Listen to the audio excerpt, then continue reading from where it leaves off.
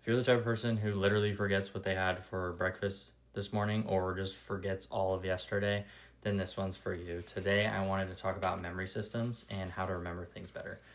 I have a big issue of forgetting things, and these are some tools that I use to remember them. But before I get into it, let's just talk about how your memory works. So you have short-term memory, you have long-term memory, and you have procedural memory.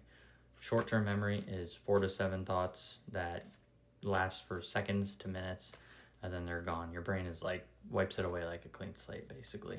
Then you have your long-term memory, and I like to say you're basically have unlimited terabytes of memory up here. I really don't think there's a limit. There's some very smart people who know very broad, vast things, and it just seems like they never stop. So in my eyes, you can fill up your brain with as many terabytes of knowledge as you want. The other type of memory is called procedural memory, which we won't really get into, but that is like learning how to ride a bike or swimming. It's things that are stored separately and they're really hard to forget. So it's not really something that you lose. Everyone who has ridden a bike once can ride it again.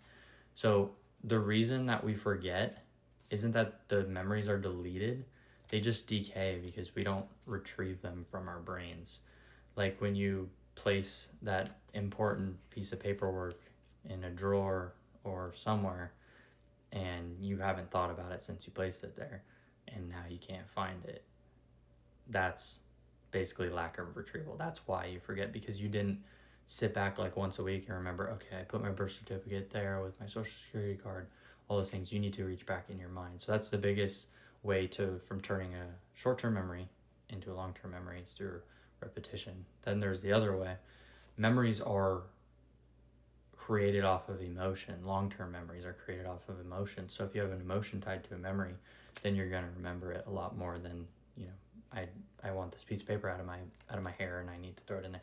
But then you remember, okay, this piece of paper is a bill. This bill is due in 2 months on the 1st, and it's really important. It's stressing me out because I need to pay it. You know, now you have an emotion tied to it. Now it's a stressor, which isn't always good, but it's a stressor. That's an example. And now you're thinking about it once a week.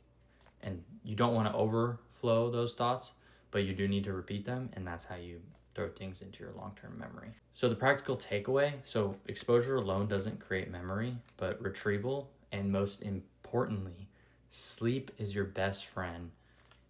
There's a huge connection between sleep and knowledge. So take advantage of sleep. Guys, it's not easy, but if you stay consistent, consistency is key.